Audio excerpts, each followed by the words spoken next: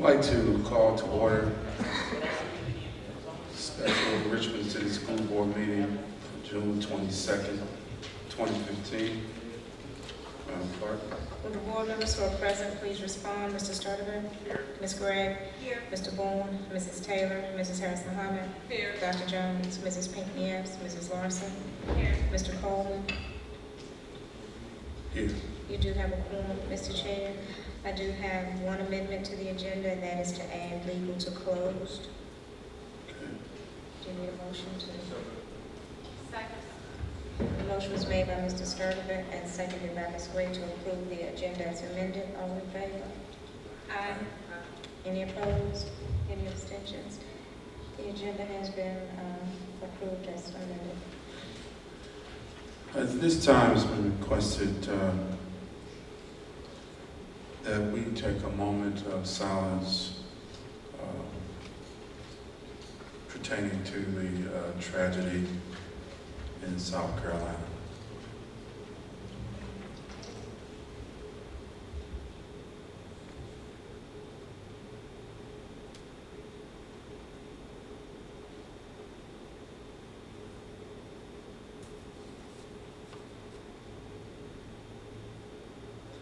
Thank you very much, Madam Clerk.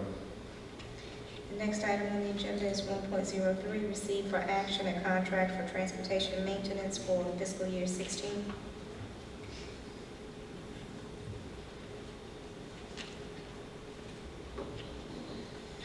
Mr. Chairman, board members, the contract, 5-year contract was up. Request for proposal was issued by the purchasing department and reviewed by the transportation staff and Mr. Kranz, and the award recommendation was to go to the same company, First Vehicle Services. The price is $121,000 lower than was originally submitted through negotiation. We are recommending a 1-year contract rather than 5, with 4 one-year extensions to give us the flexibility to look at options going forward, particularly with the budget environment we're in. So, are there any questions? Ms. Larson. You said it was $121,000 cheaper. What do we pay this past?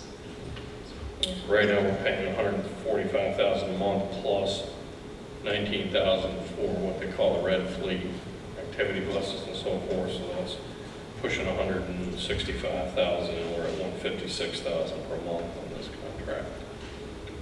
Okay. As it was finalized.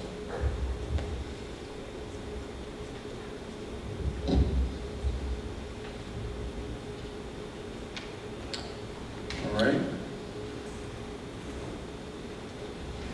Is there a motion? Second. The motion was made by Mr. Sturdivant, seconded by Ms. Gray to approve a contract for transportation maintenance with First Fleet for fiscal year 2016. Mr. Sturdivant? Yes. Ms. Gray? Yes. Mrs. Harris Muhammad? Yes. Mrs. Larson? Yes. Mr. Coleman? Yes. Motion passes 5-0. The next item is 1.04, receive for action the Aspire Academy waiver request.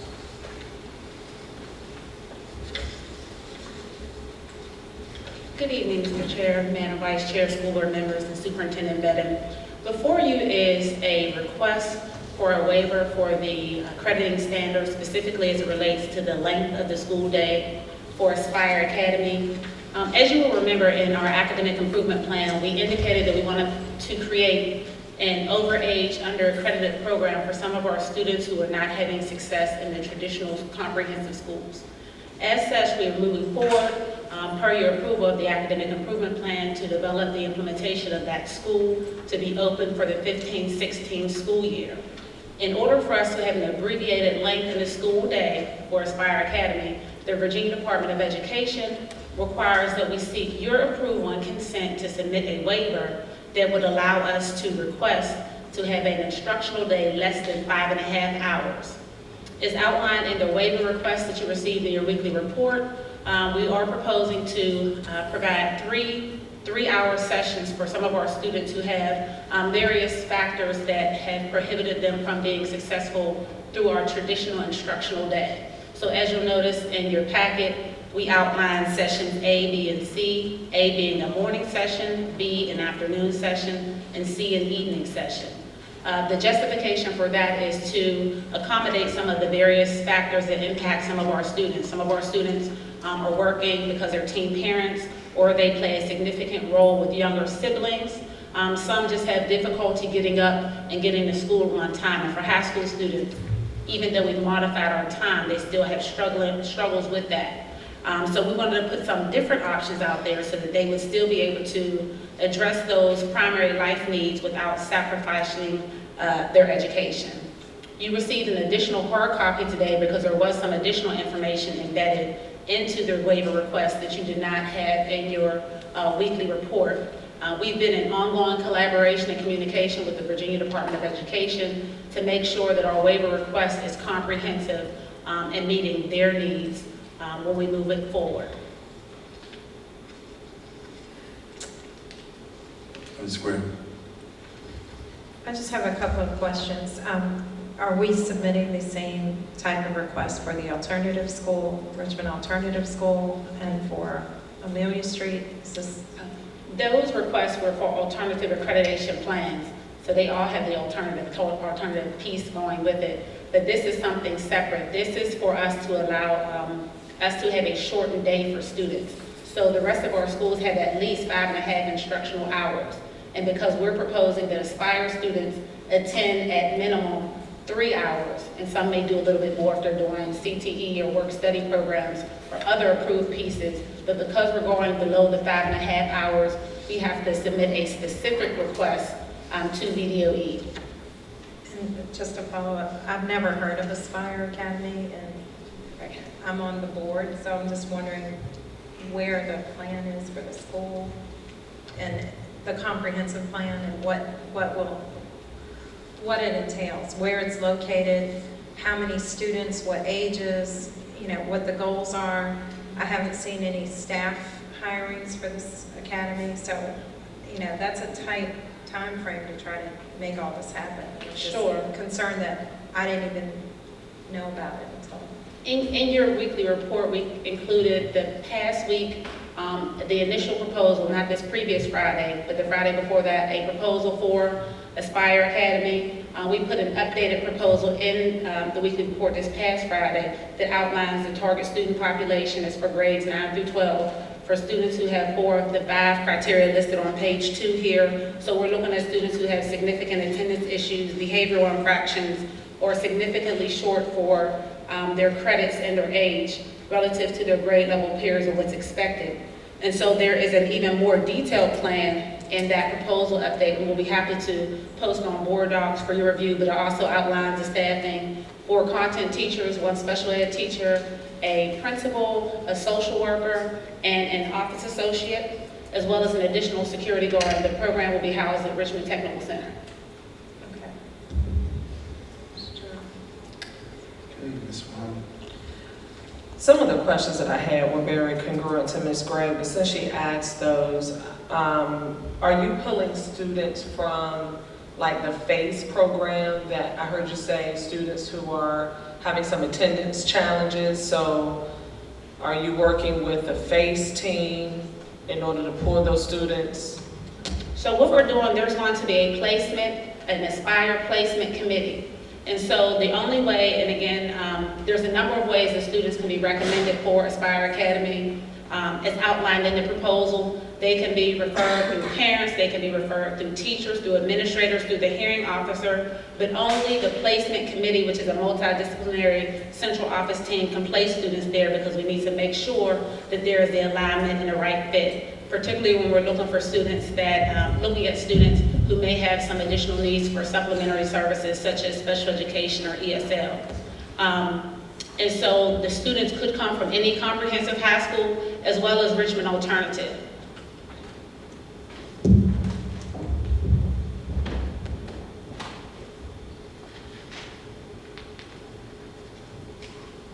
Mrs. Larson. Couple questions.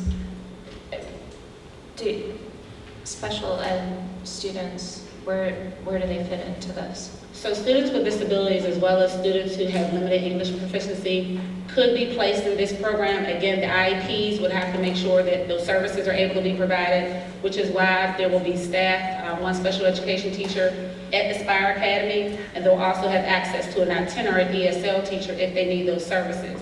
However, we'll have to make certain that that's the appropriate fit for students. So in the proposal that was outlined, that was submitted to the board, we listed a matrix with the various alternative education programs, if you will. So you have PLC, ISAP program, GED, Richmond Alternative, Homebound, Home-Based. And so with that, in that matrix that was provided, there's your target student population, your grade level served, and also what's the outcome. Is this a transitional program? Is this not a transitional program? When I say transition, I mean, is the program intended for the students to return to their comprehensive high schools? The Aspire Academy is not a transitional program. The intention is for students to recoup their credits and to graduate from this program. Again, it's because the data indicates that for the students placed there, they've not had success in the comprehensive schools, even with additional wraparound supports. So, follow-up. So, a lot of the students who get placed at RAS have these 5 criteria you listed. So, from a big picture point of view, are we trying to shift what we're doing at RAS? And So, I mean, do we consider RAS, just to follow up on what you were talking about, more transitional and less, we're trying to get you to the finish line of graduation? So right now, what we're trying to do is to make sure we've provided the appropriate programming for all students. Right now, our students who currently have disciplinary infractions who are placed in an alternative setting either go to Richmond Alternative or to Dooley School, which we have a few seats where it's a regional alternative program. Some students at Richmond Alternative have just made one big infraction. However, they don't have a history of behavioral infractions. And so with some pro-social skills, they can be improved in that area of need and return to their schools and be successful. So Richmond Alternative is really designed for that. It's really designed to be a transitional program. However, what we found is that we're having a lot of students being paneled from Richmond Alternative, and so you've already been placed from your comprehensive school, sent to Richmond Alternative, you go back to the panel hearing office, you may be returned back to Richmond Alternative, and so it's an ongoing cycle, and so it's indicative that that particular program is not working for you and not being effective. And so, in short, we're trying to not eliminate one thing, but really try to provide a variety of supports for our students such that we're supporting a greater base, so that there's not a one-size-fits-all. Ms. Moon? So can the students who are chronically being paneled, they're always coming before the student discipline committee, would they automatically be transitioned into this program, or? No, nobody is automatically. What we wanted to really do is to make sure we are placing the appropriate students, which is why currently the hearing officer can automatically place a student in Richmond Alternative. She can do that directly. No one would be able to place students at Aspire Academy in isolation. It would be a multidisciplinary team, so you'll have somebody from student services, somebody from academics, to really look at it to say, what are the needs of the students that may go beyond the school walls, but also looking at the academic piece to say, does the student need additional supports? Because remember, this is a blended learning model. So they're going to be doing a lot of online learning, but they'll also have some support with small group or one-on-one instruction, but that is not appropriate for everyone. That's why it won't be a unilateral decision. It'll be something that a team looks at and really looks pretty deeply at the data and what's appropriate. You want us to approve, this is something that you want us to approve tonight? So the piece that we're asking for you to approve tonight is for us to submit this waiver application to DOE in order to have an instructional day that is less than 5 hours. So if you approved it tonight, it doesn't mean that DOE will approve it. It means that you're allowing us to even submit the application to them. So with this this isn't, and not to add anything, because Dr. Boyd has certainly done a yeoman's job of explaining, but this is not something that's brand new, because I do hear the concern about, I didn't know about Aspire Academy, we gave it a name. This is part of the academic improvement plan where we talk about, where we talk about a program that we want to implement for students who are overage and undercredited. So it's not something, that we just pull, and if you recall, our funding, our budget team has been in question for a number of months, and so we couldn't go forward with what we've been planning until recently. And so that's why you're getting the background on it right now. And so we didn't have a name for it until recently, but it's the same thing that you read about in the academic improvement plan, which you approved in January. Mr. Chairman, she highlighted the budget process was why it was put on hold until the AIP was approved. Now the state is working with us because we're actually inside the normal window to have this happen. Okay. So in essence, we now just need to be able to submit the waiver. We're not allowed to do it without the board's approval. Your other action with the budget, and then when you approve the academic improvement plan, you effectively approve this concept because it was presented as part of that. The Aspire name was just a name we created because no students want to go to a school that says overage under credit. We try to give it some type of encouraging name for students to want to attend. Which would be indicative of the vision. We talked about losing students, right? And so this is a real serious effort to not lose students to dropping out of school.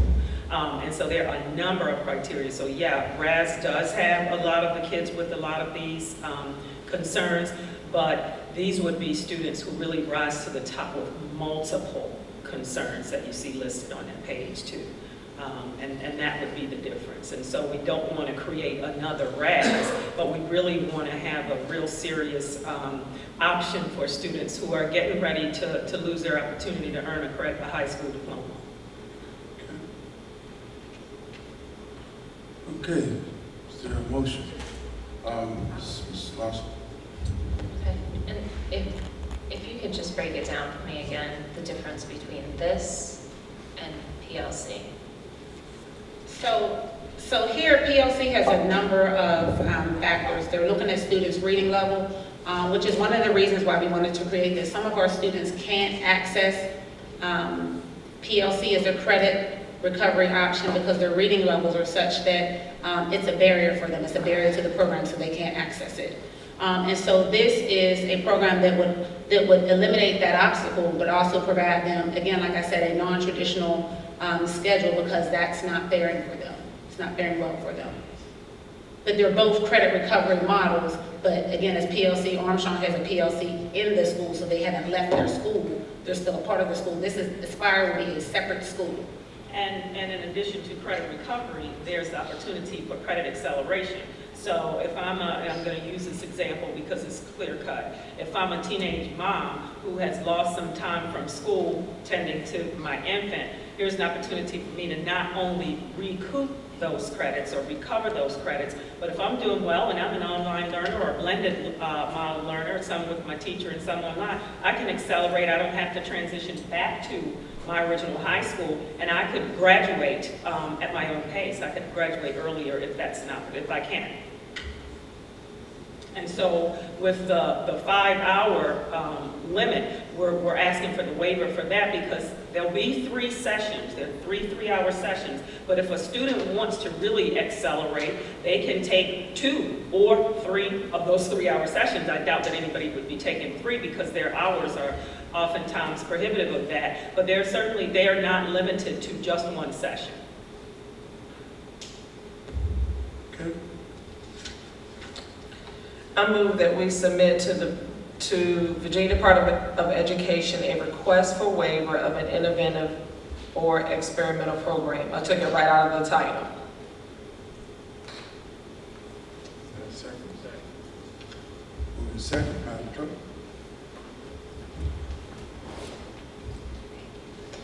The motion was made by Ms. Harris Muhammad, seconded by Mr. Sturdivant, to approve to submit to the VDOE a request for waiver for an innovative experimental program. Mr. Sturdivant? Yes. Ms. Gray? Yes. Mrs. Harris Muhammad? Yes. Mrs. Larson? Yes. Mr. Coleman? Yes. Motion passes 5-0. The next item is 1.05, and that is to receive school board travel and district activity request. And I do have a few, Mr. Chair. Mrs. Harris Muhammad has requested to attend, well, that is over, the SBA conference at the Richmond Marriott on July 21st. Mr. Coleman, you wanted to contribute to the Sister Speak Empowerment Camp. Mr. Sturdivant wanted to assist with the school sign at Albert Hill Middle School. And so the total estimated cost of these is $3,675. But I believe Ms. Harris Muhammad had another request this evening. I did. The choir director from Armstrong spoke with me last week at the last meeting and stated that the choir students could use, that his program could use some assistance. I do not have any other information other than if I could help. So I don't know if it's field trip, I don't know if it's robes, I don't know really what it is. In the conversation with him, it sounded like it was more of resources towards new robes, new attire, things like that. But I don't have a cost. I don't have anything from him as of yet. I'm not aware, but just to make Ms. Muhammad aware, one of the things that we have expressed concerns about to the principals is, you know, this board allocated $160,000 line item ongoing for schools to have available for them. $100,000 for each school rotating every 5 years, and then I think 15 or so for the rest of them. It was disturbing to us to realize, and I don't know if they've gone to Chrissy Jo Adams to speak to her, but we sent an email to her. There were $67,000 left in that account. The account. At the school. Yeah, that was, so, you know, I would probably ask Ms. King to follow up with Christy Joe to find out what it is they're missing. Unless it's outside of a supply thing or something like that, then that would be different. But if it's supply and uniforms, I'm not sure why they have. That's all I know. That's all he said. I was hoping that I was going to get something from him. I think I mentioned it very quickly to you, Mr. Coleman, if you could also follow up with him. But in my conversation, it sounded very much like robes, things like that fall under robes. So if Ms. Kane can, get back, just follow up with me very quickly, then that'll be fine with me. So that piece, because there's no clarity, that can come off. Right, okay.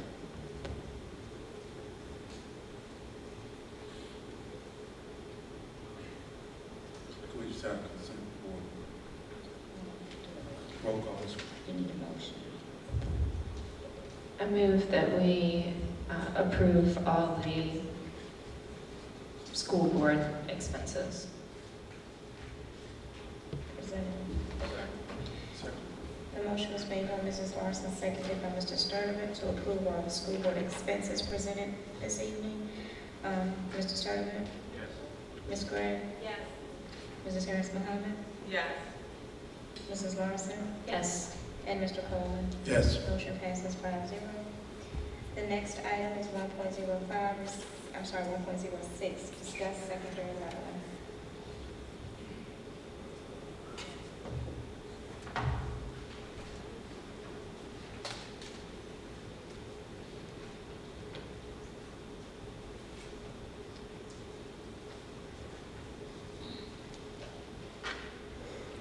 Mr. Chairman, board members, we sent an impact paper, was attached to the board item, and we sent it out in a weekly report this weekend, just outlining some of the facts about how we arrived at where we are today, which has been a several-month process, and outlined at the bottom of that 7 potentially negative impacts of postponing this process any further, requiring principals to redo their master schedules, causing core subject classes in many schools to remain the largest class sizes.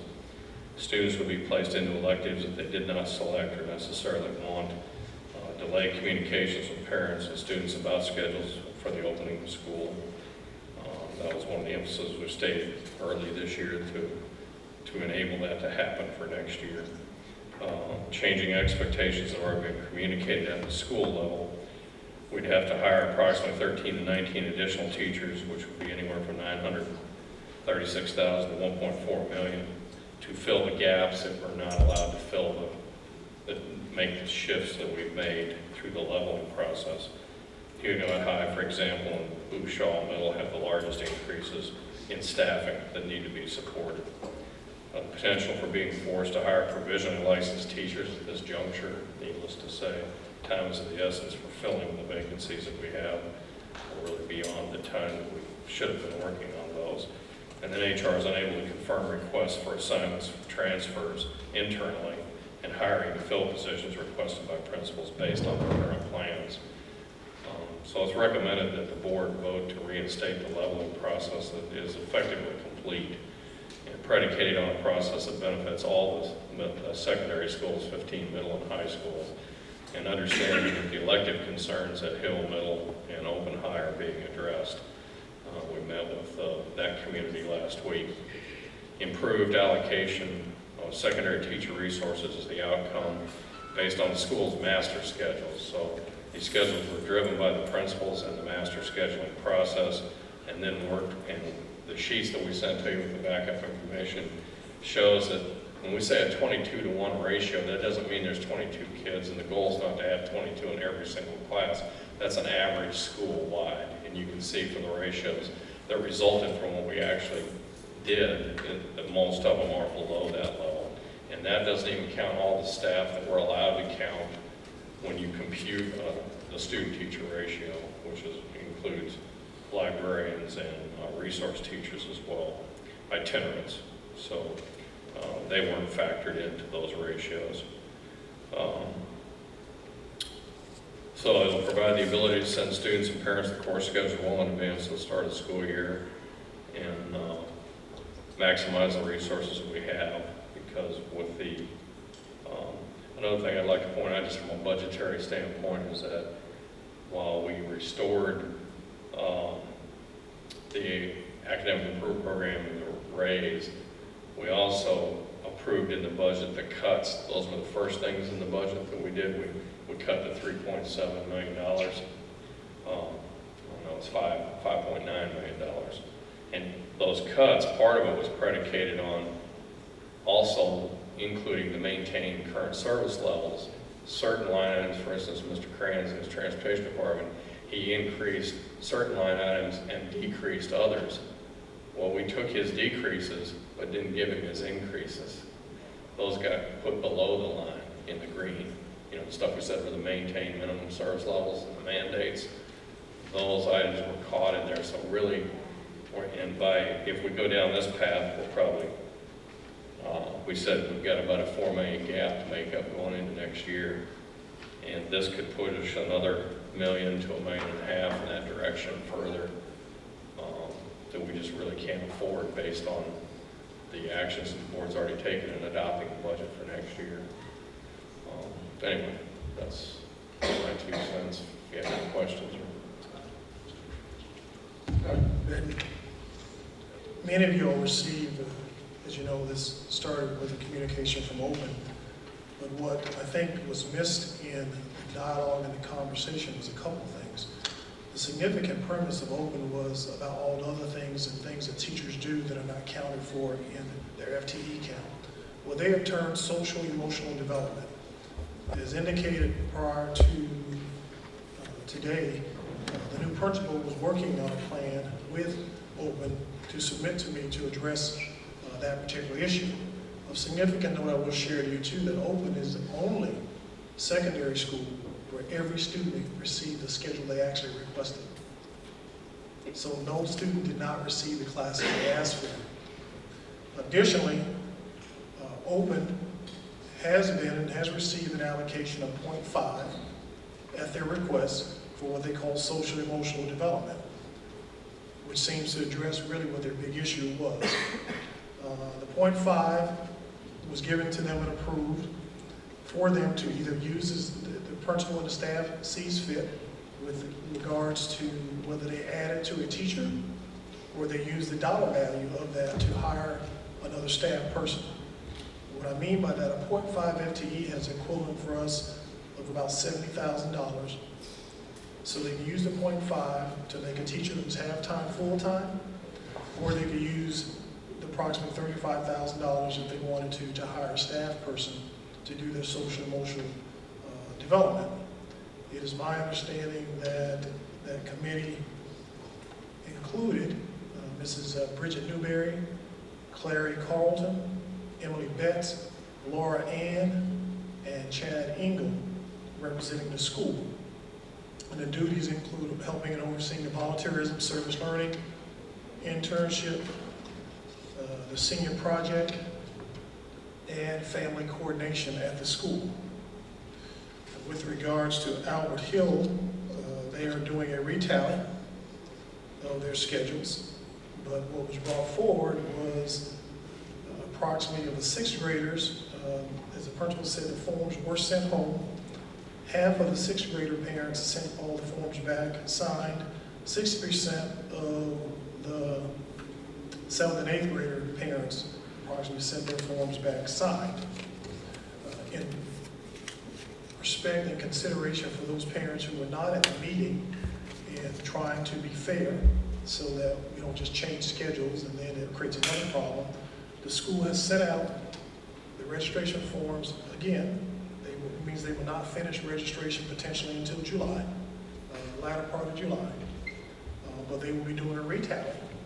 What will happen is they will take a person's new form, and if they have an old form, accept the new form as a registration document. If there is no new form submitted, they will sustain the schedule driven by the original form that was turned in. So in essence, making sure that we balance honoring those who may have submitted a request that they had asked for and not make any changes if they don't submit it back, and then honoring anyone who submitted a change to their form to address it. If you look at your reports that you receive, you will note that a number of our schools are really sitting close to the system average. In middle school, the average class size across the board is about 19-1. And again, Mr. Westbay described what that happens. That's anything from a low number to some could be larger, but that's an average. At the high school, it's 20-1, but a significant note, the most challenging school that this process is actually helping to get their numbers down is Huguenot, and even with the leveling, they're still sitting at almost 25 students on average in their classes. The lowest school is Community at 13, but if you recall, and you may not be aware, that he is slowly adding additional students to his enrollment. This year he took an additional 25 students, and next year he'll be taking an additional 25 students. So he's actually growing enrollment to give more students an opportunity to participate in community as an experience, because his building has capacity. The next lowest is Franklin with 14-1 average ratio, with a 6 through 12 enrollment of 350 students total in the entire school.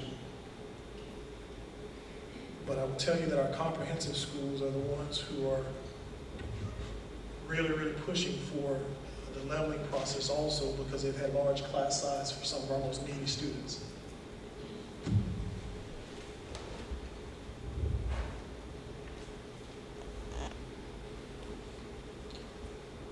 Okay, any questions? Ms. Mom? I appreciate that updated information, Dr. Benton. Help me understand with these specialty schools such as Franklin, Open, and Community, is it best that we change the way that their mapping is now to offset the leveling process? Or, I guess what I'm really asking is, do they have to be bothered does this have to impact every high school? Or can it just, for the traditional schools, can we level through the traditional schools? Well, in the absence of you hiring more additional teachers, it would not work. So you'd absolutely have to fund more teachers out of your budget to do that. Even, like I said, even with the leveling process, where if you look at your sheet where some of those schools lost teachers to go to other schools, their numbers are still relatively low. For instance, the one example, which was used in some of the reports, people spoke about the art. But the art class has an average class size of 11 at Oakland. And 33 total students registered. So that's how it ended up that they just restructured how the 3 sections were offered. Instead of spreading it out over 5 sections, it was offered in 3 sections, but still kept the class size at 11. Thus freed up a teacher to go help somewhere else to get the class sizes down in another school. So that is a conscious decision that the board is going to have to decide and make. In the Opens case, their issue presented to me was making sure the programmatic issues were not harmed. Because their class size was 16 to 1, it's hovering at 18 to 1, and that will fluctuate from year to year, potentially. As you may recall, that I was a principal at a very similar school that School Law was, and so I get the programmatic issue. I actually had a separate position, but I paid for it out of my own budget. The central office didn't give it to me to do exactly what they're asking for. So as I said to them, programmatic-wise, until we're given direction to do something different with our staffing model, to treat something different, I absolutely would try to address your programmatic issues for the uniqueness of the program. To Open or Albert Hill? Well, Open, that's what we just did, and they've been given a 0.5 to address the thing that they had asked for, which was a programmatic issue of who's going to help the kids and service and provide all those other supports. With the family, as they put here, they call it social emotional development, which was volunteerism, the senior project, the service learning, family coordinator, and other additional areas. I even went a step farther. Instead of saying that you must use it as a 0.5 for a teacher position, I would give you the dollar value if you want to use it a different way. Because they may very well be to get a full-time person if they want to for that amount of money. So it gives them the flexibility to either take the staffing or use the dollar value of it to use it to see fit to serve that uniqueness of the program. And that keeps me from picking and choosing which teachers, but I focus on program needs. And because it's been so long since we've leveled, another example is at Open, we reduced 1 English and 1 math teacher. But that didn't mean that they didn't accommodate all English and math course sections at the high school. They did accommodate, I'm sorry. They did accommodate all the course sections they needed without those, so those were excess positions that helped cover English and math somewhere else. So they still were considered in terms of their special programs, because that's why their ratios are still much lower than the comprehensive high schools. So that shows that there was consideration taken in their master schedule building of their programs, and those buildings are still accommodating the type of program they were intending to for those buildings. So, but to have excluded them would have left excessively low pupil-teacher ratios in those core classes that were needed somewhere else in the division that we would have to spend more money on. Okay, If we didn't do that. Mr. Sterling. Thank you, Mr. Chairman. I want to thank Dr. Bedden and his team for coming to Albert Hill last week and having a lengthy and constructive discussion about how we can find solutions to some of the challenges that have arisen. And I very much appreciate you all taking the time and putting forth a good faith effort to find solutions to this. And I know that you all, down to your cores, support these electives that we are losing, which include, or could lose, which include arts and music and performing arts and languages.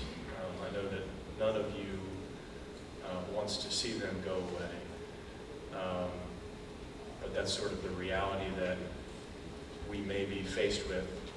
I'm hopeful that we can find a solution to avoid that. Because I think the biggest challenge we face is that if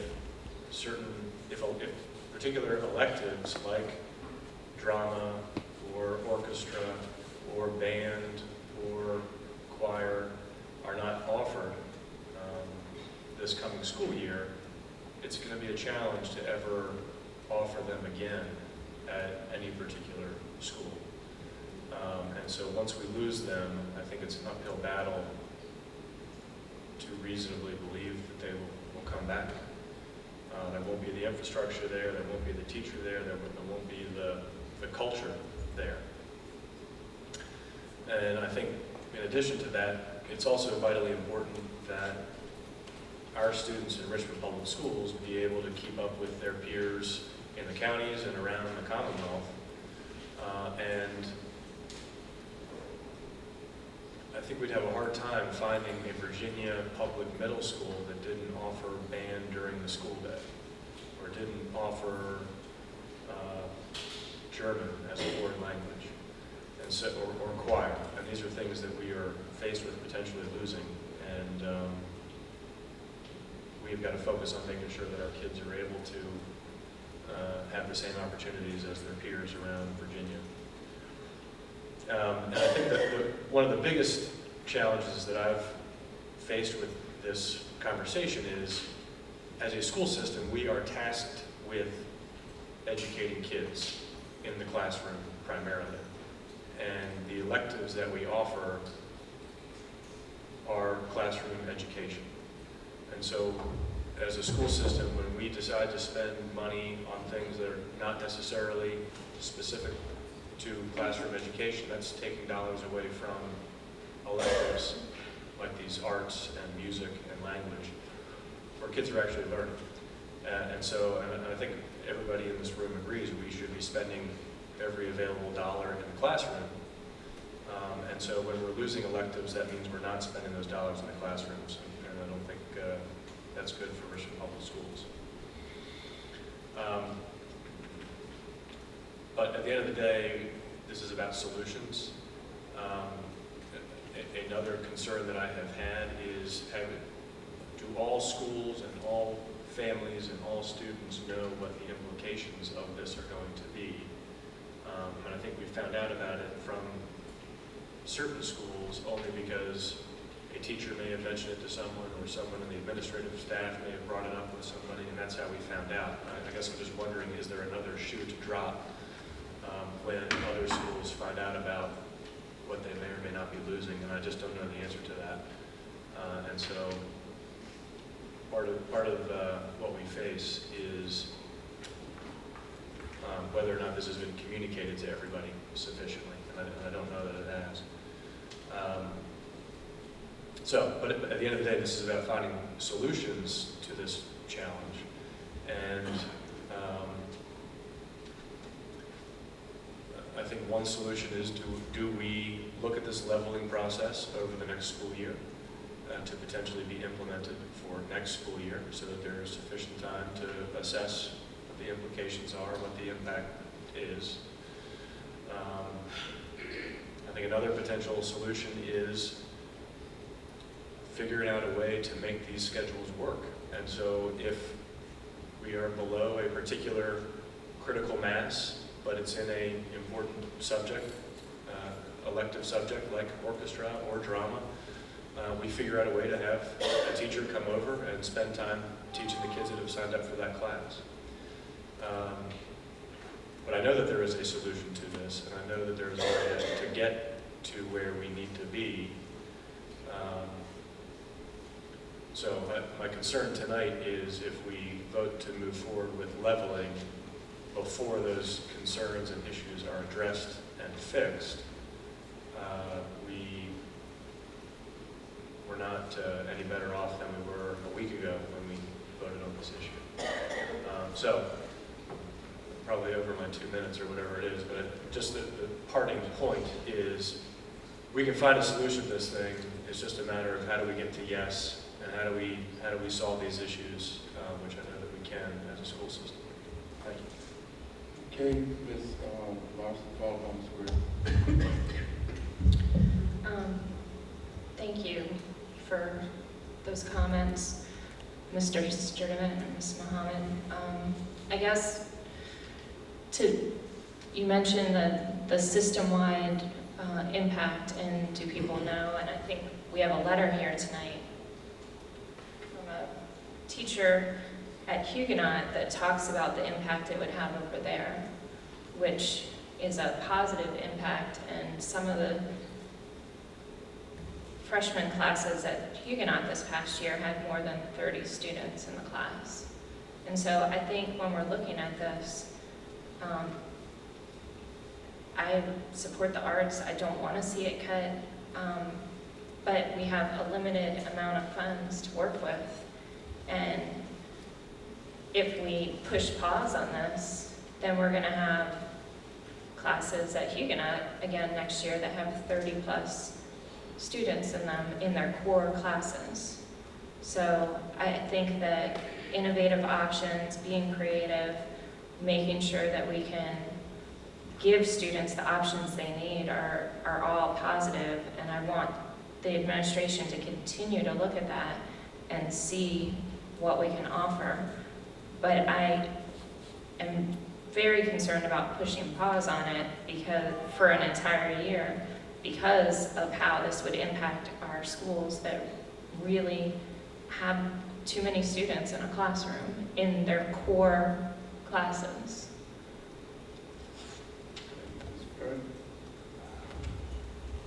I think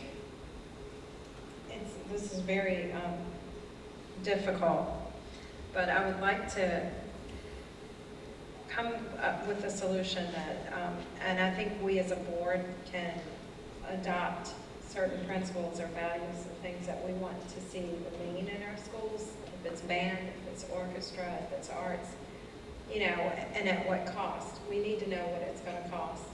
And if it means we have to go back in and figure out a way to find that money in the budget. I do think that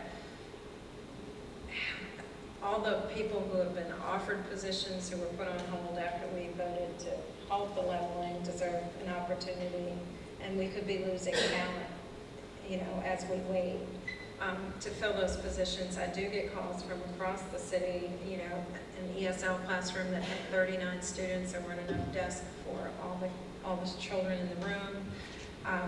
You know, even at a low enrolled middle school in the north side, you know, my nephew was in a room that had, in a science classroom that had 38 students in it. And so I think it is important to consider the impact across the district if we determine that we're halting it. But at the same time, I think we should be working on a parallel track to establish what our principal values are. I don't know many middle schools that don't have an orchestra or a band.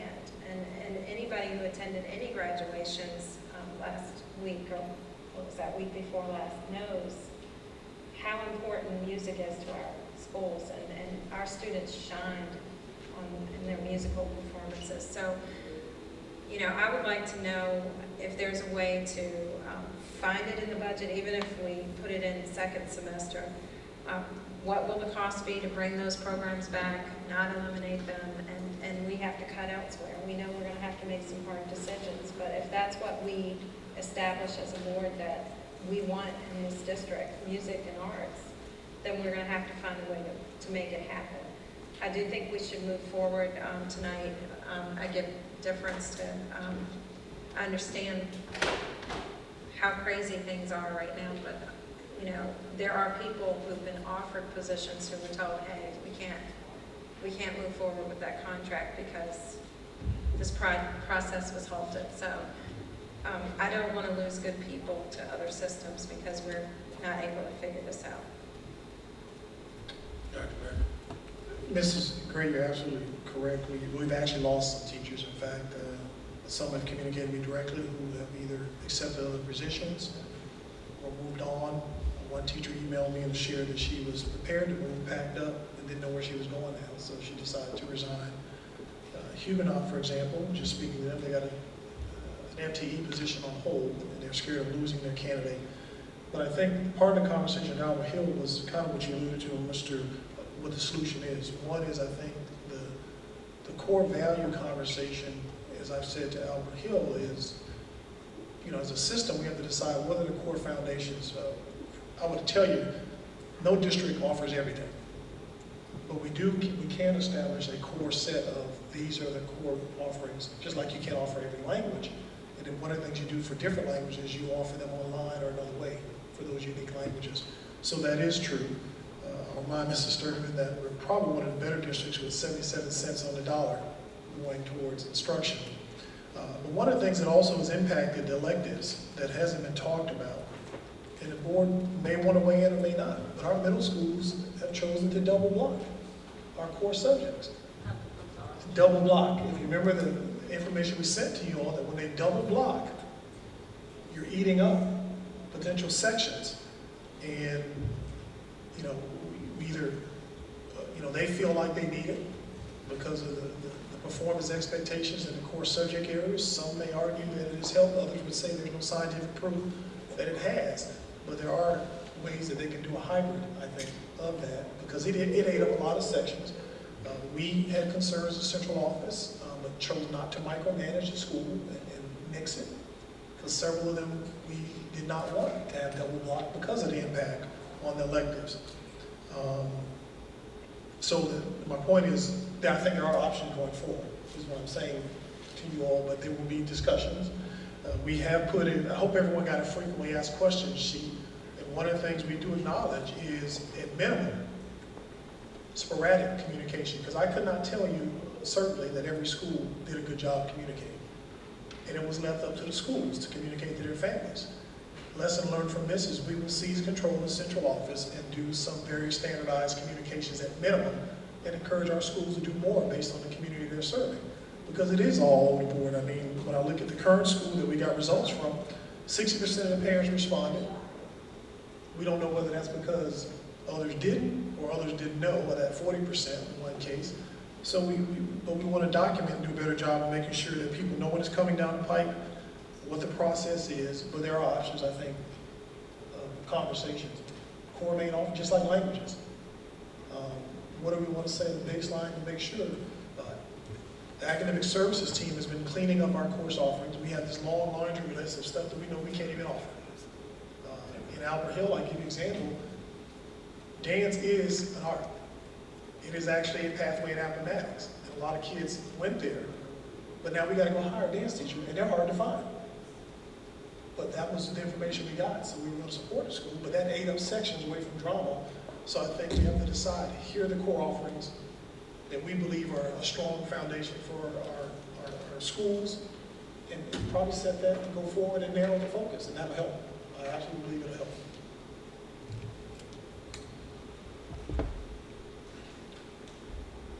Stern. Thank you, Mr. Chairman. The letter from the Huguenot teacher, I completely understand. We have got to fix situations where we have got so many students in a class, but it's not a zero-sum game. We shouldn't be, so to speak, cannibalizing from one school to send to another.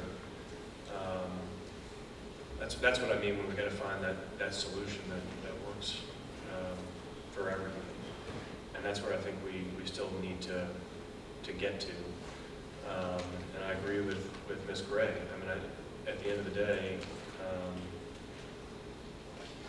we can make hard decisions, but we can find these funds in the budget to make these things happen. Because, for instance, I mean, we could still offer band. I know that that's still on the table to offer it as a zero period, either before or after school. But a lot of parents have made the very good and reasonable point that not every child will have the opportunity and access to get to school before or to be able to stay late afterwards. And so that's, and I appreciate that as an option to try to solve this challenge, but still not addressing every particular issue. So,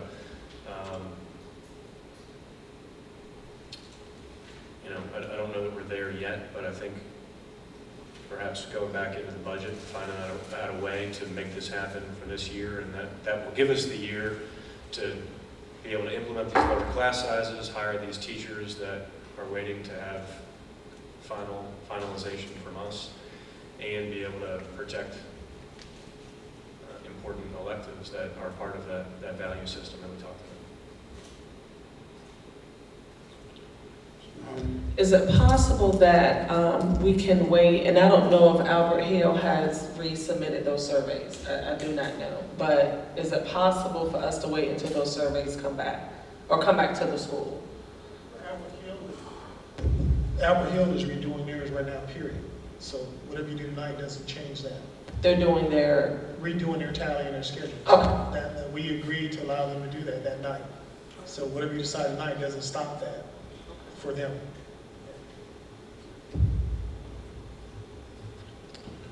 Mr. Jefferson? Just want to chime in, the comment that if the board said hold harmless for a year, I think maybe not noticing the greatest impact would be we don't have schedules that would allow that to happen right now. If you went back and said we're going to hold everyone for 2015-16 to the same schedules they have in 14-15, so that we will offer the exact same courses at each school, you will see the overcrowded piece, but you're also going to be saying to the students that signed up for different electives that may no longer be in that building, that now we're going to put you in a class that you did not sign up for. So the numbers, you'd be going a different direction because the schedule is built. And if you went back and said we're going to let this stay for another year, be like 2014-15 one more time, the schedules don't look anything like 2014-15, and those schedules are all finished. And so if we change that, the amount of work that would be there, the likelihood of it, you're running a couple of issues. You have to, one, go back to everyone and re-register everyone for classes. Here's our new revised list based on what we had last year. What would you like to take from this list? Because we're going to be limiting ourselves to personnel. And if you do that, then you have to rebuild the schedule. And of course, as you guys know, we've been working this schedule since February. A student-driven schedule that meets the needs of what the students sign up to take. So we've been working on that for 5, 6 months. And school starts September. So, and everyone's gone for summertime. So we have a couple of issues. So if you, I hear what people are thinking there or conversing, but that is a whole other piece to it that you have to consider. Sterling? I mean, I guess we clearly need to get these teachers hired so that they can move forward and have closure, and you all can be able to go to those schools that have classes that are too large and deal with those situations.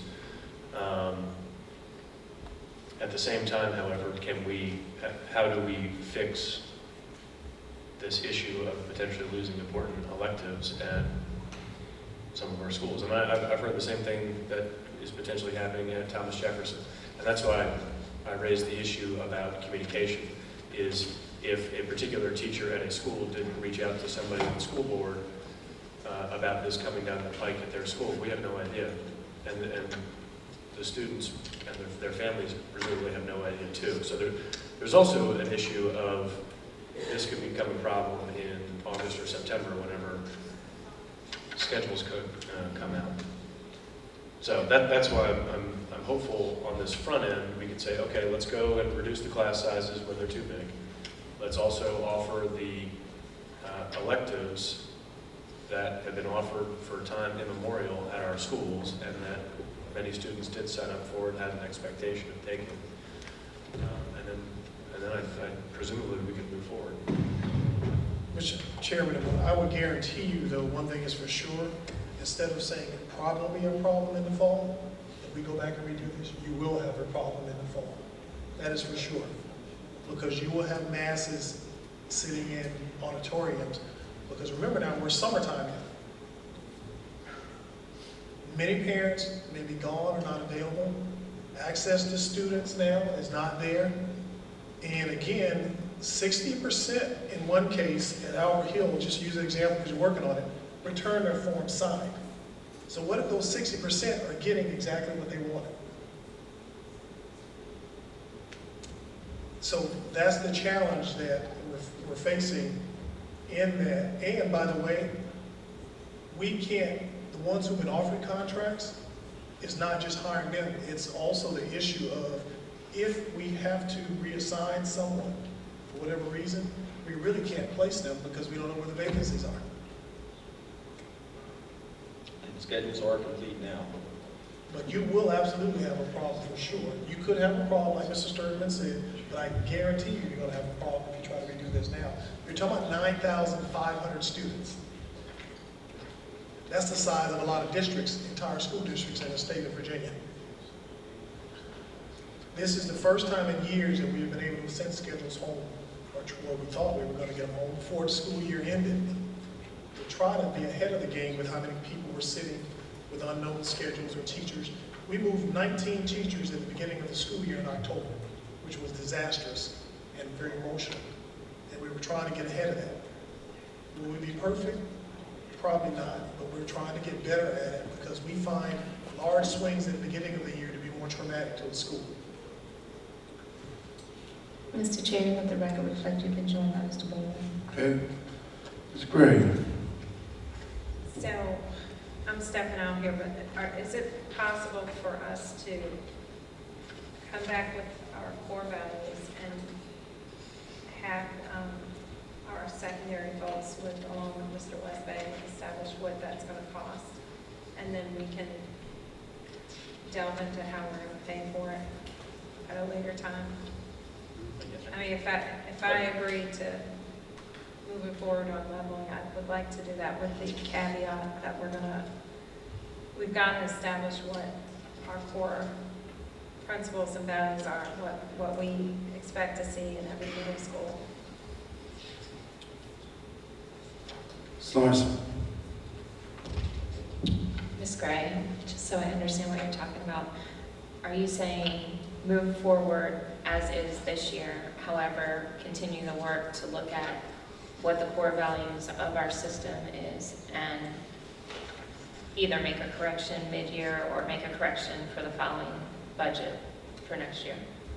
Yeah, it would be my wish that we would have some of these electives back by the second semester, if at all possible. And then if next year, this double blocking is creating a need for more positions and it's creating some kind of other issues, then maybe we look at reversing the scheduling to what the administration recommends. The double blocking is not taking place and it's costing us. So, I mean, I'm willing to hear what you all come up with, but I do think, as a parent in Richmond Public Schools, there's nothing that's been more valuable than having that art education for it rounded.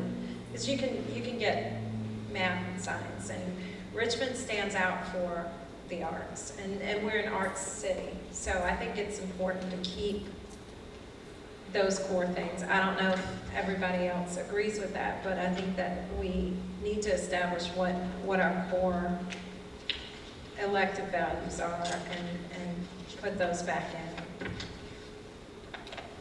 Just Okay, Mrs. a quick. Jeffers. So leveling is a tool to get to needs-based schedules.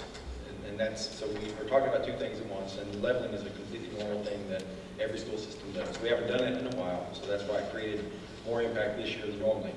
Normally it would happen behind the scenes, no one ever knows necessarily that you're shifting or that you drop from 5 sections to 4 sections of a class. But what we did this year, middle schools primarily, and you'll recall your February, a very lengthy Q&A attached to there, we underutilized severely our elective folks this year because we double blocked, right? We put all of our kids in math, science, social studies, and English in our middle schools because we said that's what we're going to do. So we had all the elective teachers in almost virtually every middle school, as you saw in February, that was not being utilized. They're being paid full salary to teach a limited number of sections because the other piece to think about is if the school schedule is a checkerboard, there are 64 squares on the checkerboard. That's how many sections of stuff that you can do. So if you take up half of those sections with your core classes, then that leaves the other sections for your elective classes. So that's that. If you think about that model, I'm going to take something, I said, I'm going to put another piece on the checkerboard. If it's the 65th piece, it won't fit. So the values, as Dr. Bedden said, that values conversation is an important conversation to have. Master schedules can't be done in a way that we could efficaciously switch in mid-year and change the schedule and redo our electives. Nor could we at mid-year switch and say we're no longer going to have English meet every day, we'll have meet every other day. You really can't make those kind of changes in mid-year. You could make them if you plan for them back in February for that mid-year, and we turn everything into semesterized classes and we work from that direction. But we really can't do that from this point going forward. Again, schedules are finished. And what we did was try to use the resources wisely to meet the needs of our students. And we increased, though, like if you look at Albert Hill, they have more English teachers than they had before. They have more core teachers than they've had before because they're trying to make sure the students are getting and achieving high levels. And we look at the early data coming back, they seem to be achieving at high levels. So maybe that did make an impact. So the question comes back to that idea, that conversation of values of the board. Do we want to say in middle school all students will take, here are the courses they're going to take as electives? That's a conversation that would be a great conversation to have and say we want every student to experience art. Around middle school this year, if you were not in the IB program, you could not experience art. Now, next year, they hire 2 art teachers.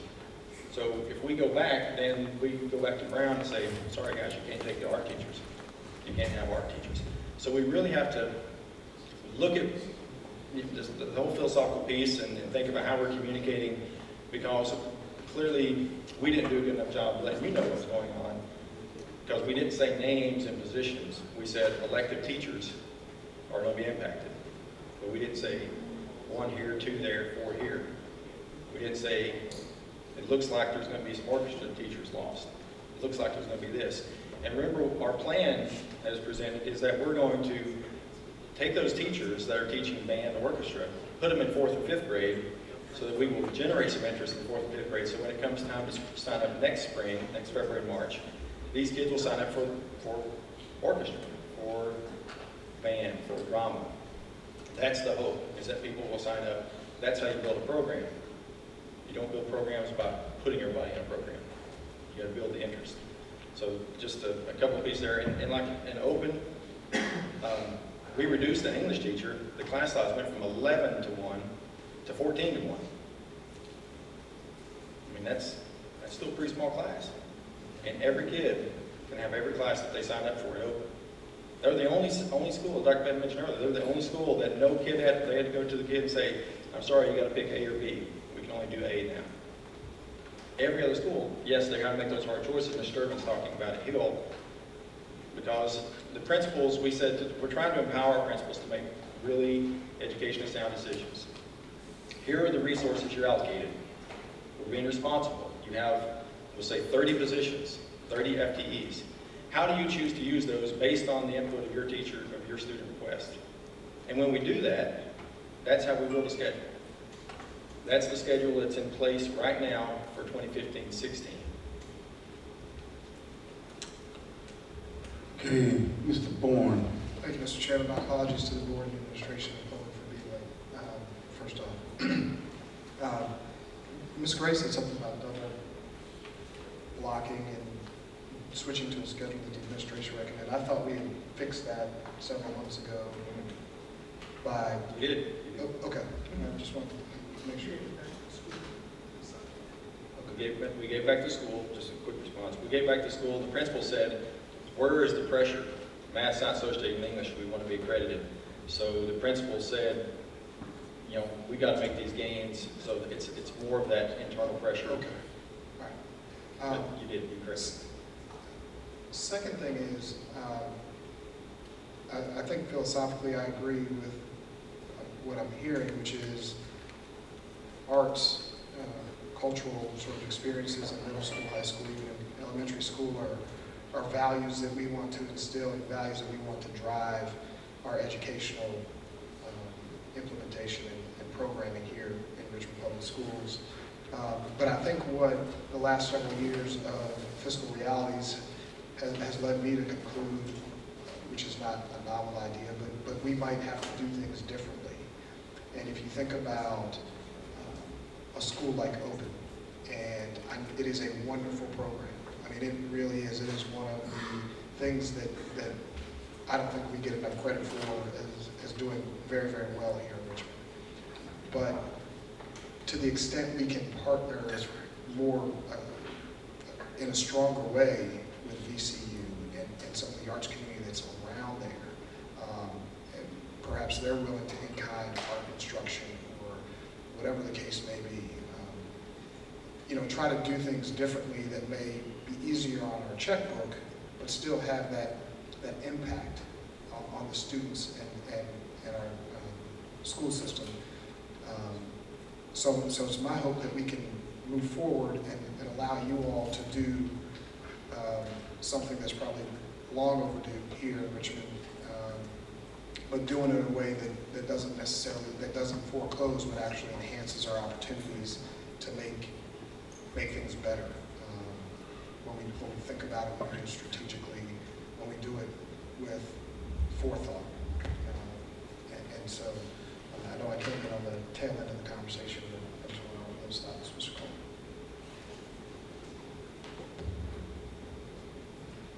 Coleman. Mr. Sturman, followed by Ms. Larson.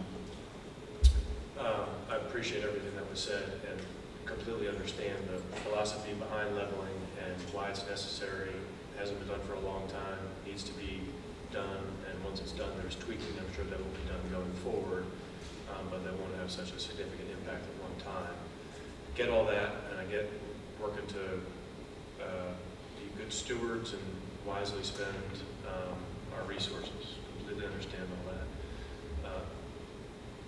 Still, the challenge, and it's great that we can have a conversation about what our core principles are and what our offerings would be, and that sort of thing. That is all great. The challenge is it still doesn't address the fact that you're going to have an entire, at least an entire year of fairly paltry arts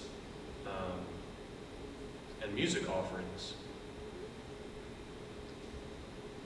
And so that's why I think we still got to find that solution where, I don't know why it has to necessarily be we come back second semester or we come back next year. I guess what I would like to see is, look, if we need to move forward with leveling so we can hire those teachers and we can reduce class sizes at some schools, that's great.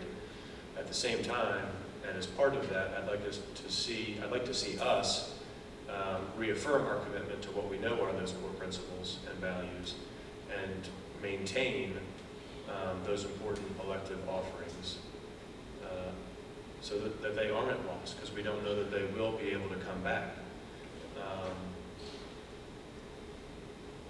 And I hear 60% of the surveys came back signed by parents. Okay, that's more than half. That's great, but that's still 40% where presumably parents were not involved in the classes that their children selected, and so that's a concern as well. So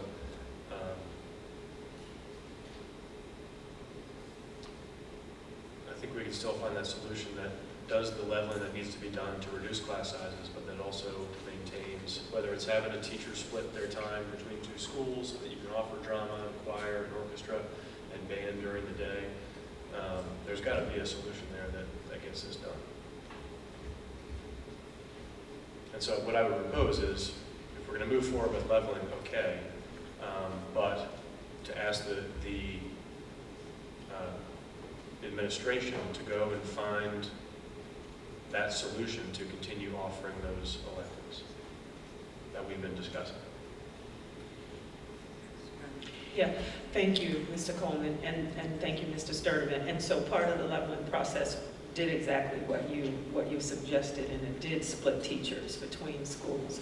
And I do recognize, first of all, I am a staunch supporter of the arts. I attended arts programs. I was in theater since second grade. I was always on the stage, and my sister is a flautist. So I completely support the arts, and this process was about to swing the doors open for electives, if you recall, from the academic improvement plan, and to use our resources, our teaching resources, more effectively. And so while I completely agree, we certainly don't want to have schools, middle schools, high schools, or either, without art or without music. I think what we're learning from the process is that art takes on many forms, and many of the students have spoken, and they say that they are interested in dance. It's different, like Mr. Bourne suggested, that we need to look at things a little bit differently, but we certainly aren't taking them away. We did let families speak and we let students speak, and we wanted to respond to that because we said we want to swing the doors wide open. It may look differently than it's looked in the past, but dance is an art form.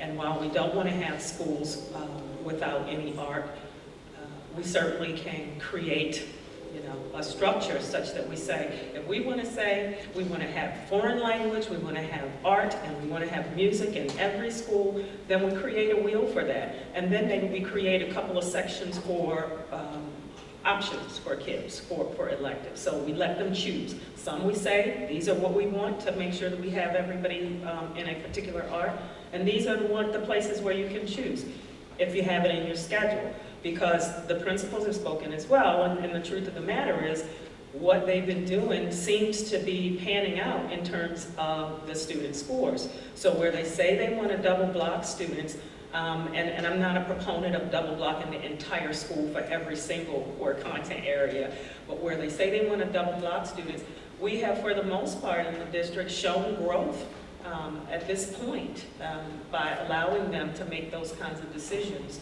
about how they schedule students. So yes, there's a way to do it so that everybody has art, but I could tell you, there probably aren't a whole lot of middle schools, at least not public middle schools in this state, that have class sizes of 3 and 6 and 9. Stars. When we're talking about the 0 period at Hill, have you all explored whether transportation is an issue for, okay, I mean, is that something we could look at? If we're talking specifically about band or orchestra, finding out what students, are interested and seeing if transportation is a barrier, and if it is, what can we do about it? Because from a fiscal point of view, even though I know we have buses running all day long to all different places and it's not the most efficient system, it seems like fiscally that might be the easier thing to do rather than trying to rearrange the whole schedule or this mid-year thing or whatever. We certainly will. We haven't had an opportunity to investigate that fully, but we certainly know that that's an option, something that we need to look at. And there's a fiscal piece to it, but we need to look at it and see what we can do about it. So, yeah.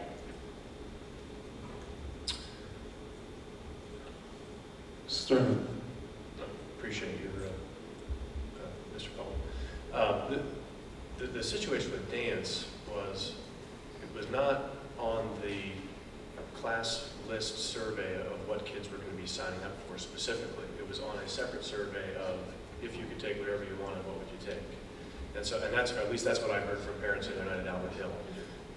And so I agree, that's great if kids want it, that's wonderful, but I think that was part of the miscommunication or misunderstanding or what have you, that students and parents didn't realize that would necessarily be a course offering, but if it was available, that would be great. Because you had a lot of families who signed up for drama or chorus or orchestra or band, who said if you had dance, okay, but it was sort of a secondary to those primary choices.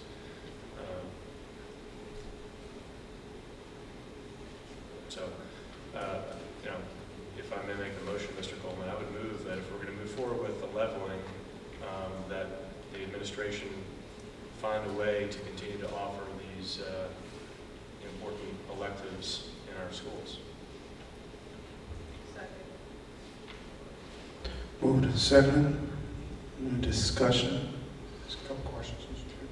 Mr. Bourne. What does that look like? I mean, that's sort of an amorphous sort of request. I mean, what's the impact? Yeah. Because that's one of the things we tried to delay the decision to press pause on the leveling a week ago, and we never had that discussion. So I know you all are just hearing the motion for the first time. What would the impacts be? So when we initially looked at it, we were looking at what we could offer online. And it primarily fell around the area of world languages. And so if the student is in a world language, like a German 1 or a French 2 or something like that, in middle school they wouldn't be into anything, but most likely, but we can offer that online. So while it may not be ideal for every family, for every student, it's an opportunity to take the course that they want to have. Until we can work out all of the details. So, you know, I mean, we're a public system and we have some constraints that don't allow us to give every single child every single thing that they want, but none do. Not private, not public. And so we work as best we can to get everybody what we can get them, but the format, the delivery might look a bit different.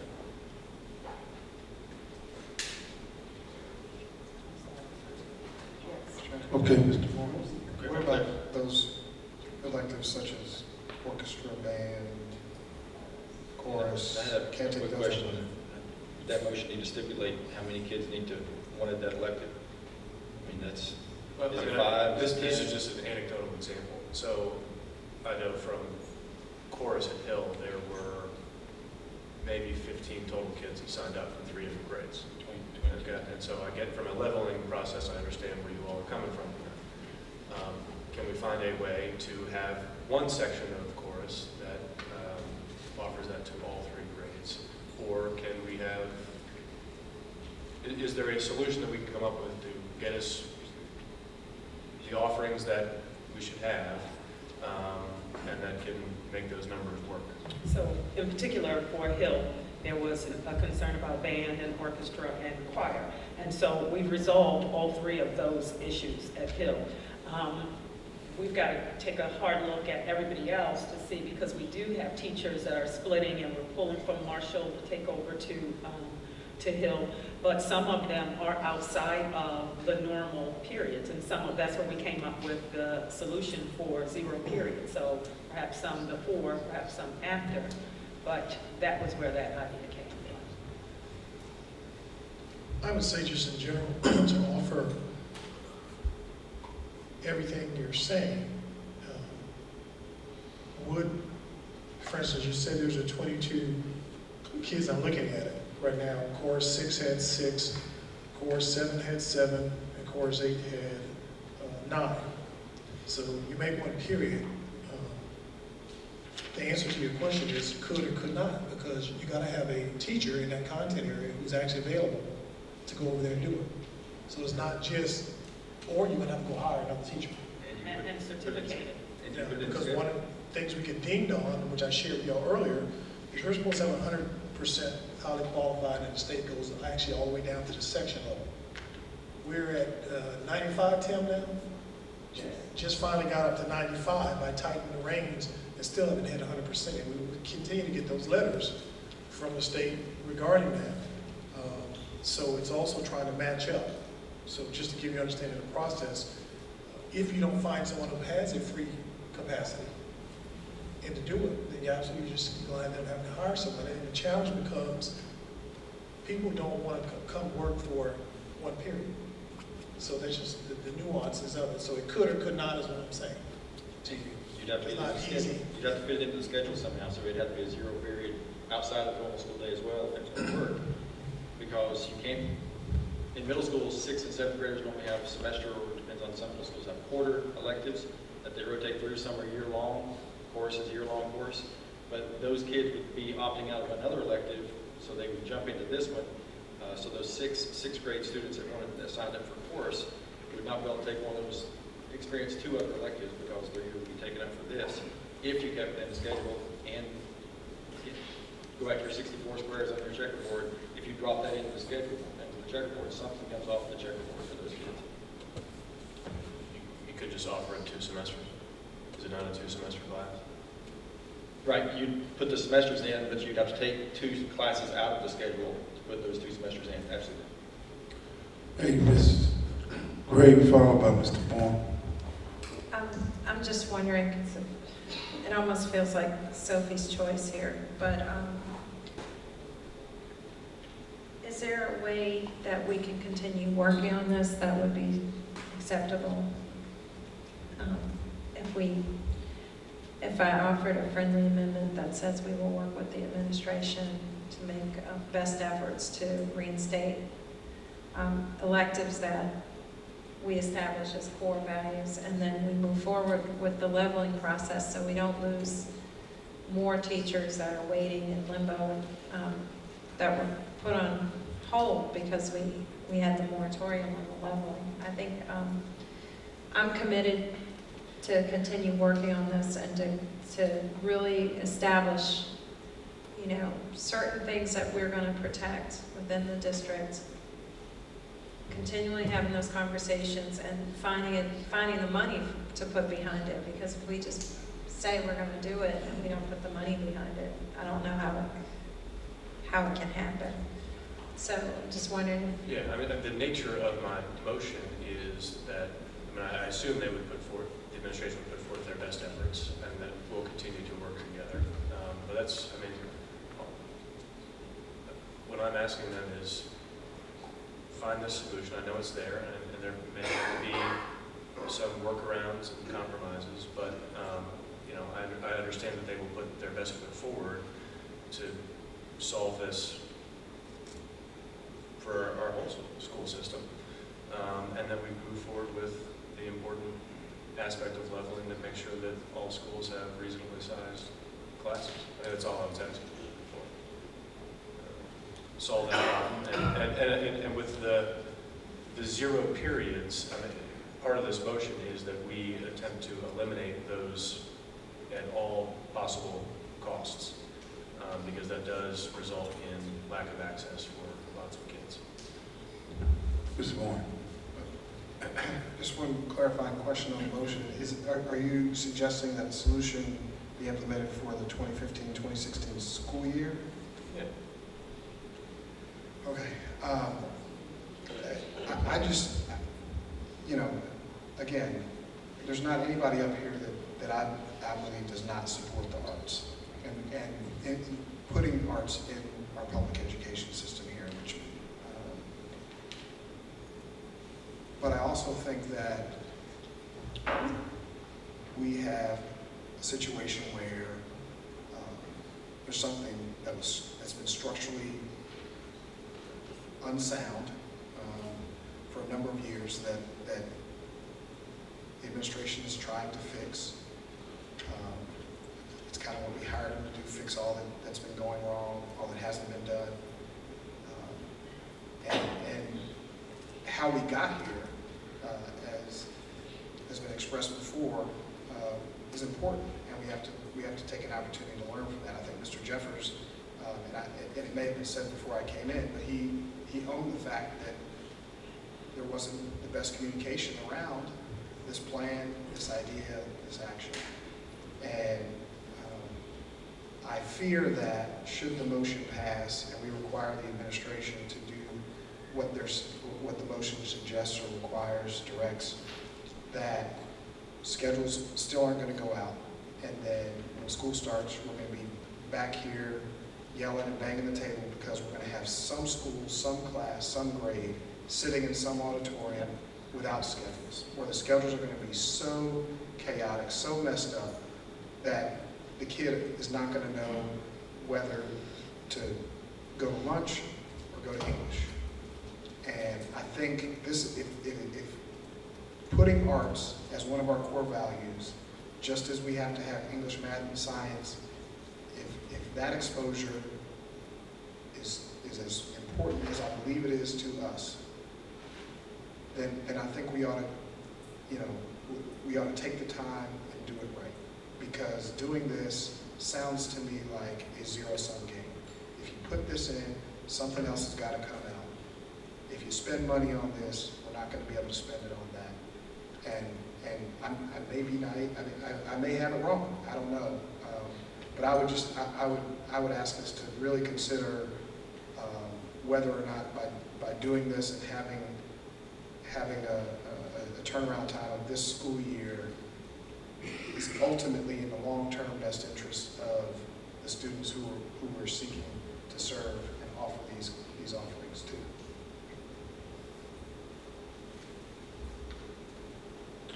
Third.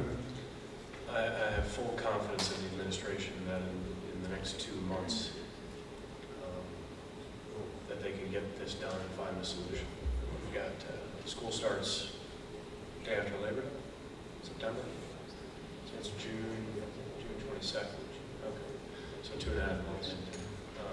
But I have a lot of confidence in this team and be able to get the job done, so I know they can do it. If I could respond. Okay, Just real quick, just go. Mr. Jefferson. And I appreciate Mr. Sturdivant's confidence in us. This is, when I came in last spring and joined Dr. Betten's team, one of the things we did not do well was build schedules. We did this right. From the beginning of last fall, with our principals, with our counselors, we have done this all the way through for even this course selection sheets. We have done this the way it's supposed to be done, except in the communication pieces here, and significant pieces. But it has been done as it should be. If we, and I appreciate the confidence again, Mr. Sturman, our families are not here this summer. We don't have a way to go redo these. We have one 12-month counselor. People are on vacation. Usually take the vacations in July because August everything gets back running again. To go back to zero, re-register students and build schedules again, and not having a chance to hire any of our teachers, though we don't know what we need yet, would be beyond the most able administrator. And I'm not suggesting, sir, we go back to zero. And you all have surveys from students and parents of what classes they want to take in those electives, because we have the numbers of who signed up for what. The motion is saying, solve that, find that solution. Offer those electives, in addition to hiring those necessary teachers we need to lower class sizes elsewhere.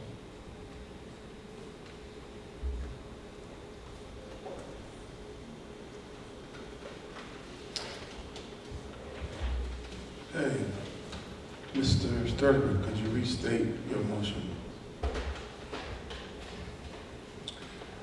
That we move forward with the administration's recommendation on leveling in order to ensure reasonably sized classes at all of our schools.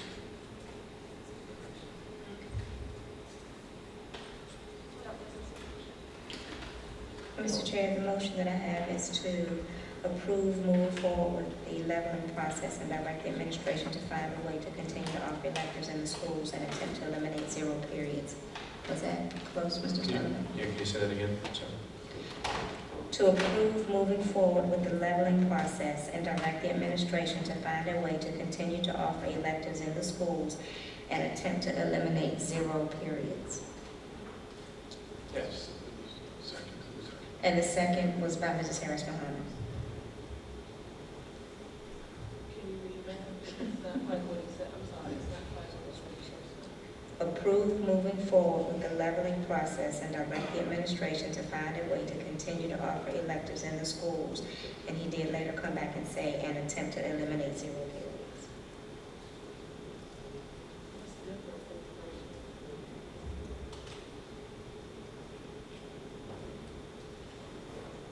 The only thing he added was to attempt to eliminate zero periods. To attempt to eliminate The zero periods. Okay, comfortable with that? Okay. Are we ready to end discussion? Okay, call the question, end discussion.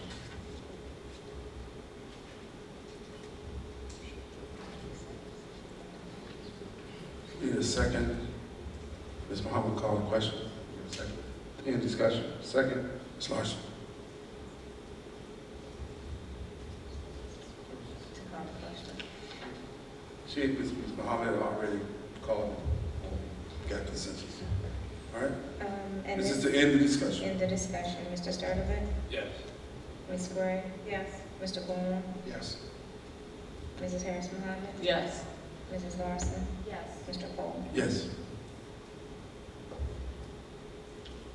Motion passes 6-0. Now the motion made by Mr. Sturdivant, seconded by Ms. Harris Muhammad, was to approve moving forward with the leveling process and direct the administration to find a way to continue to offer electives in the schools and attempt to eliminate 0 periods.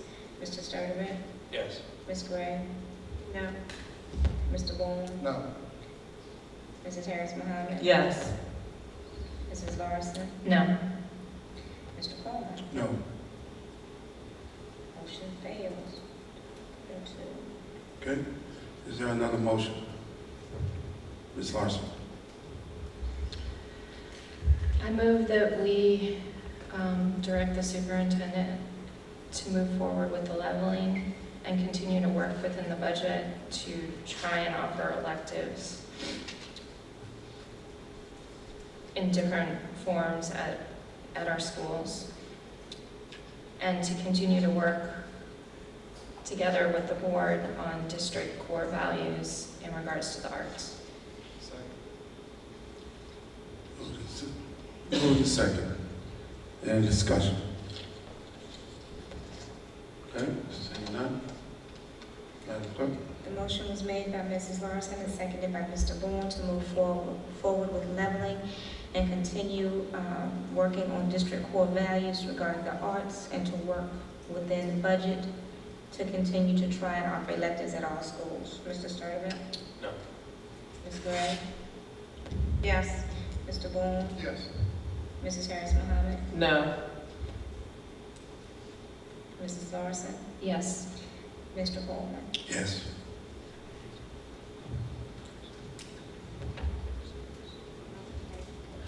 Passes 4-2.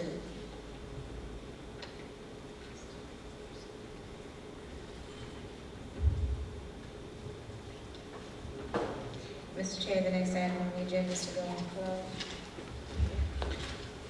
Pursuant to the personnel and legal exemptions at 2.2-3711A1 and 7 of the Code of Virginia 1950 as amended, I move that the school board of the city of Richmond convene a closed session to discuss the evaluation, performance, and discipline of specific public officers and employees of the public body, and consult with legal counsel to discuss potential litigation regarding a personnel matter. Need a second? The motion was made to go into close by Ms. Harris Muhammad, seconded by Ms. Larson. All in favor? All in favor? All in favor? All in favor going into close?